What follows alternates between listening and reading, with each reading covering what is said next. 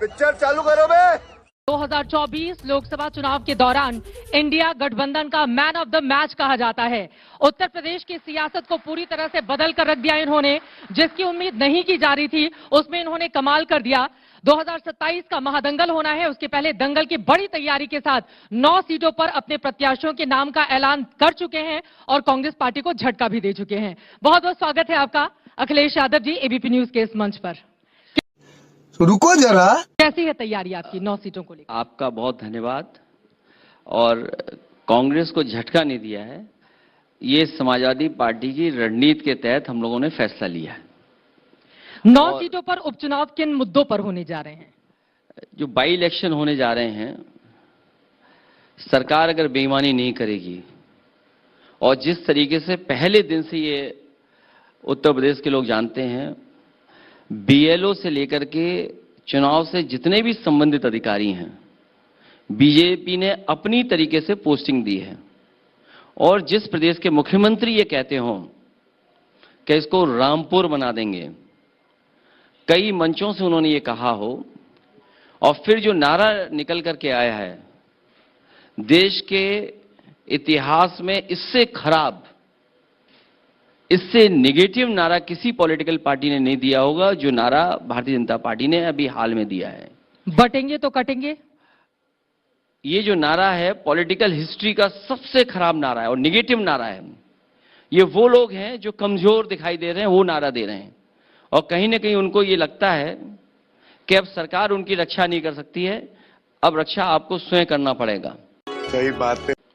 और सच्चाई तो ये है कि पीडीए की एकता को लेकर के ये घबराए हुए हैं, डरे हुए हैं, इसी की वजह से ऐसा नारा दे रहे हैं। प्रचंड सत्ता आपके नेतृत्व में जब आपने खूब साइकिल चलाई थी पूरे उत्तर प्रदेश में, 403 में से 225 सीटें जीती थी, उसी ईवीएम के भरोसे आप लोग भी कई बार जीत कर आए हैं। ईवीएम की बहस को छोड़कर आगे बढ़ते, ठीक है, आप कुछ कहना चाह रहे हैं? मैं ये कह रहा था, ईवीएम पर उलझाइए मत, बीजेपी की जो नाकामी है उत्तर प्रदेश की, उस पर जरा बहस हो जाए।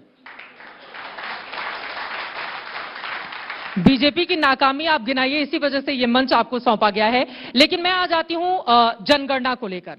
सूत्रों के हवाले से खबर सामने आई है कि अगले साल से जनगणना की शुरुआत हो जाएगी, 26 तक आंकड़े सामने आ जाएंगे। जातिगत जनगणना पर क्या अभी भी आप लोग अड़े हुए हैं और सदन में अब आप वहां के मेंबर हैं तो इस मुद्दे को उठाएंगे जाकर कि जातिगत जनगणना कराई जाए इसी के साथ? मैं तुम्हें अभी समझाता हूँ। ये भारतीय जनता पार्टी को मौका मिला है कि जहां जातीय जनगणना करा सकें, और ये देश के लिए सबसे बड़ा काम होगा। मैं नहीं मानता कि वन नेशन वन इलेक्शन बड़ा काम है, लेकिन अगर जातीय जनगणना हो जाएगी तो सामाजिक न्याय का रास्ता खुल जाएगा। ये बड़ा काम देश के लिए होगा। क्या बदल जाएगा अगर जातिगत जनगणना हो जाती है? क्या बदल जाएगा देश में? सामाजिक न्याय मिल जाएगा। सामाजिक न्याय देने का काम फिर पंडित नेहरू ने क्यों नहीं किया? लाल बहादुर शास्त्री ने, उन्होंने एक वक्त पर यह नारा भी दिया था कि आप एक समय का भोजन करें, देश जब अन्य संकट के दौर पे चल रहा था। इंदिरा गांधी, जिन्होंने पहली बार भारत में गरीबी हटाओ का नारा दिया था, उन्होंने भी नहीं कहा कि जातिगत जनगणना करा लो, सामाजिक न्याय मिल जाएगा। और 2011-12 में जब यूपीए की सरकार ने इस तरह के सर्वेक्षण करवाए, लेकिन उसके आंकड़े जारी नहीं किए गए। अब बीजेपी चूंकि इतनी मजबूत हो गई है, भले ही अभी गठबंधन की सरकार हो, लेकिन 10 सालों के बाद भी आप लोग उसको हटा पाने में कामयाब नहीं रहे। तो आप लोगों को लगता है कि जातिगत जनगणना का मामला उठाकर 2027 है, उसके बाद 2029 में इंडिया गठबंधन का भला हो जाएगा? वाह दीदी, वाह दीदी। जाति जनगणना कोई नई बहस नहीं है। जब हम अपना संविधान देखते हैं, बाबा साहब भीमराव अम्बेडकर जी के तहत जो हमें अधिकार मिलने हैं, जो हमें आरक्षण मिला है, वो जाति के आधार पर मिला है। सबसे बड़ा सवाल यह है कि लोकतंत्र बचे, संविधान बचे, आरक्षण बचे, भाईचारा बचे।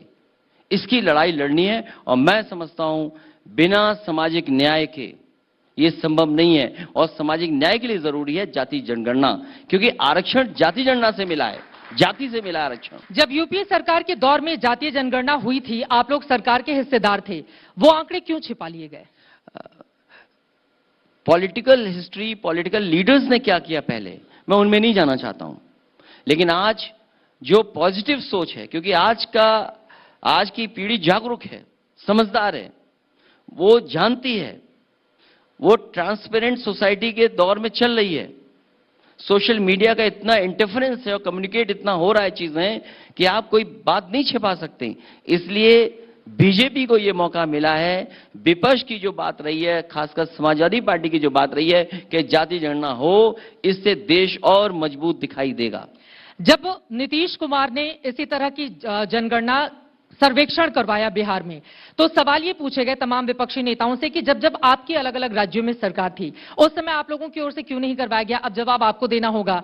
2012 से 2017 तक आप मुख्यमंत्री रहे प्रदेश के, आपकी मजबूत सरकार रही यहां पर, आपने क्यों नहीं करवाया उस समय? 2012 से लेकर के 17 तक हमें उम्मीद थी कि दिल्ली सरकार ने जो भरोसा दिलाया था उस समय की सरकार ने, क्योंकि उस समय सदन में मैं भी था, मुझे याद है नेताजी शरद यादव जी, आदरणीय लालू प्रसाद यादव जी और देश के दक्षिण भारत के जितने भी नेता थे, सबने उस समय की सरकार को घेरा तो कहा कि ये जाति जनगणना कराई जाए। उस समय आश्वासन हुआ, जाति जनगणना के डेटा कलेक्ट हुआ, लेकिन वो सार्वजनिक नहीं हुआ। हमें उम्मीद है कि इस सेंसस में जाति जनगणना भी होगी और डेटा उसका शेयर भी होगा। ठीक है। महात्मा गांधी हो चाहे जयप्रकाश नारायण हो, हमेशा इन लोगों की ओर से इसका विरोध किया गया। इस देश में जातिगत जनगणना तब हुई थी जब अंग्रेजों का शासन था, 1931 में। 1941 में होती है जनगणना, लेकिन उसके डेटा रिलीज नहीं किए जाते हैं, और तब से लेकर आज तक 2011-12 छोड़ने तो कभी नहीं हुआ। फिर अचानक से जातिगत जनगणना, ऐसा लग रहा है जातिगत जनगणना हो जाएगी, पूरा प्रदेश और देश बदल जाएगा। बिल्कुल सामाजिक न्याय के लिए या गरीबी हटाने के लिए अखिलेश जी, क्या जाति का चश्मा पहनकर देखना जरूरी है? अभी पता चलेगा। मैं चाहूंगा, और जितने लोग जाति जनगणना के खिलाफ लोग हैं, मैं उनसे कहना चाहूंगा कि मंडल कमीशन की जो प्रस्तावना है वो जरूर पढ़नी चाहिए। जिस समय आप मंडल कमीशन की प्रस्तावना पढ़ेंगे तो आपकी आंखें खुल जाएंगी, आपका वो जो जाति से भेदभाव देखते हैं वो चश्मा उतर जाएगा। मंडल कमीशन की रिपोर्ट जब आई थी, उसके बाद यूपीए की सरकार भी बनी। मंडल के कमीशन की रिपोर्ट कौन सा चश्मा पहनकर रखा हुआ था? जो सिफारिश, और वो भी 10 सालों तक। मंडल कमीशन को लेकर के एक बहुत लंबी लड़ाई लड़ी गई है और उसी का परिणाम यह हुआ है कि आरक्षण और मंडल कमीशन सिफारिश से लागू हुई है। एक लंबी लड़ाई लड़ी गई, तो हमें पूरा भरोसा है कि आने वाले समय में जाति जनगणना होगी। और आजकल तो इतना टेक्नोलॉजी है, क्योंकि मैं जब अखबार पढ़ता हूं, जो बात आप कह रहे हैं कि सूत्रों से ये पता लगाए, तो सूत्र ये भी कहते हैं कि डिजिटली और आज की जो टेक्नोलॉजी है उसको इस्तेमाल कर करके जनगणना होगी। तो आज तो बहुत आसान है, अगर आप डेटा सेंटर बना रहे हो, इतना डेटा कलेक्ट हो सकता है, तो आज तो बहुत आसान है जाति जनगणना कराना। और अगर बिहार ने रास्ता दिखाया है तो देश को देखना चाहिए और जाति जनगणना करानी चाहिए। नीतीश कुमार की आप तारीफ कर रहे हैं इनडायरेक्टली कि उन्होंने बहुत अच्छा काम किया जाति और जनगणना नीतीश कराने कुमार जी की तारीफ तो और तब ज्यादा होगी जब वो उनका साथ छोड़ाएं, क्योंकि वो ही हमें लेके गए थे इंडिया गठबंधन में। उन्हीं के कहने से मैं इंडिया गठबंधन में गया था। अब वो हमें छोड़ के चले गए, तो हम तो नहीं बदले, लेकिन वो हमें छोड़ के चले गए। फिर आप बुला रहे हैं उनको। समय पर चीजें बदलती हैं, वो कभी हमारे साथ थे, आज हमारे साथ नहीं है। कभी लेकिन हमारे आपको साथ भरोसा होंगे है कि वो आ जाएंगे? मुझे देश के बहुत से नेताओं भरोसा है कि वो आएंगे साथ। बातचीत चल रही है क्या कोई? अब तो 2025 कोई में बिहार बातचीत में नहीं, क्योंकि चुनाव बात है। आपसे हो रही है, उस समय बात निकली है, कोई बातचीत नहीं हो रही। 2025 में बिहार में चुनाव है, तो उसके ठीक पहले आपने कहा कि नीतीश कुमार इसका क्रेडिट भी ले रहे हैं। वो अभी बिहार न जाए, केवल यूपी हम लोग रहें, क्योंकि हमारे मुख्यमंत्री जी ये कह के $1 ट्रिलियन इकोनॉमी, वो शायद 1 ट्रिलियन नहीं जानते होंगे।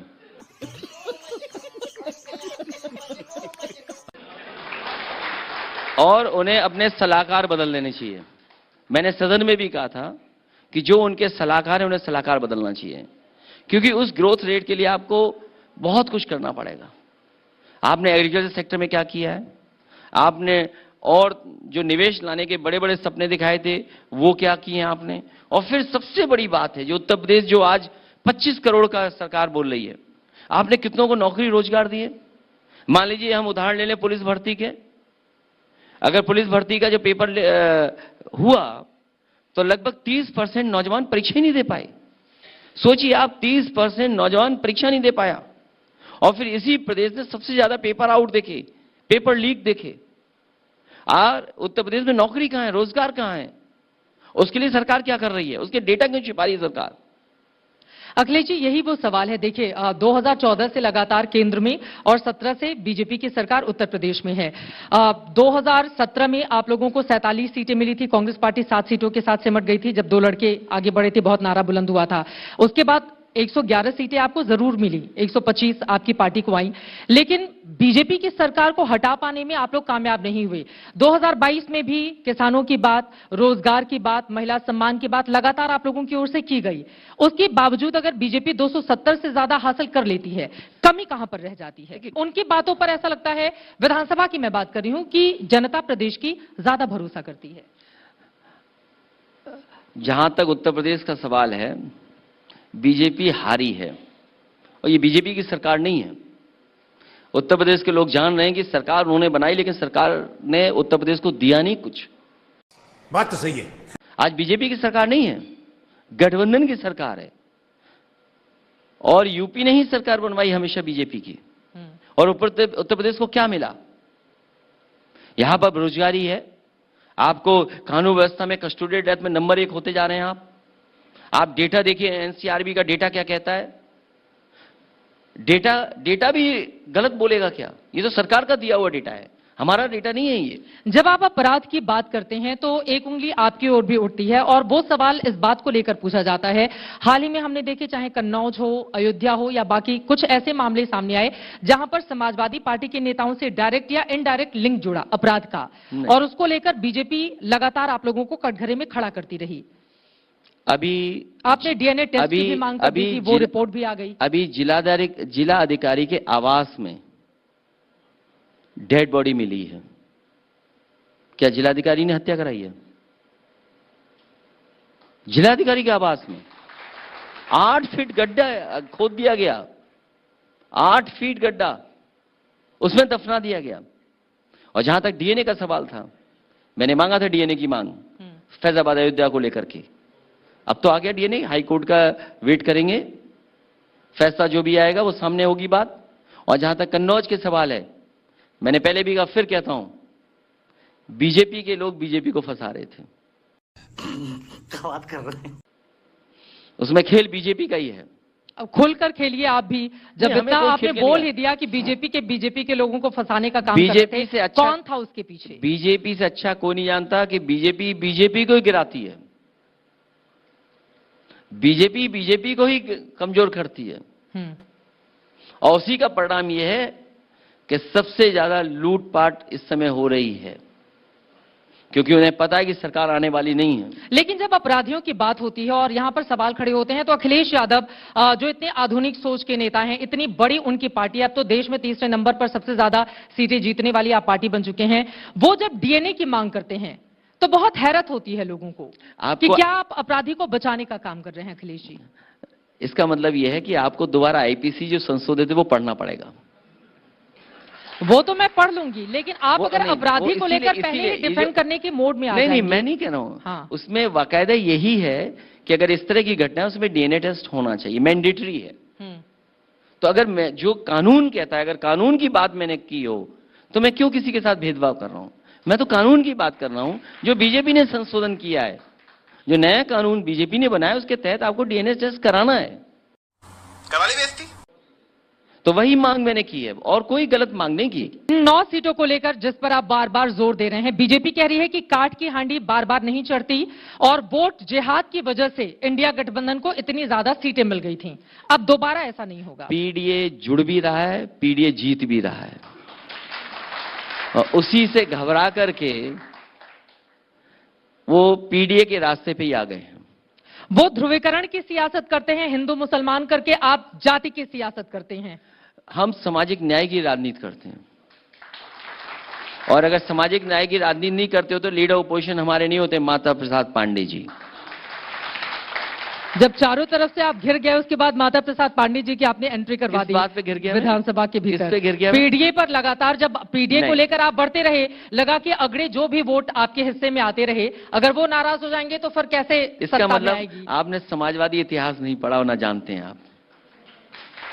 इसी लखनऊ शहर में जिस ताज होटल में हम लोग बैठे हैं जी, इसके बगल में जेपीएनआईसी है, जयप्रकाश नारायण जी, और उसके बगल में लोहिया पार्क है। जी। थोड़ा सा दूर जनेश्वर पार्क है। ये तमाम वो नेता हैं जिन्होंने समाजवादी सिद्धांत दिया हम लोगों को। और ये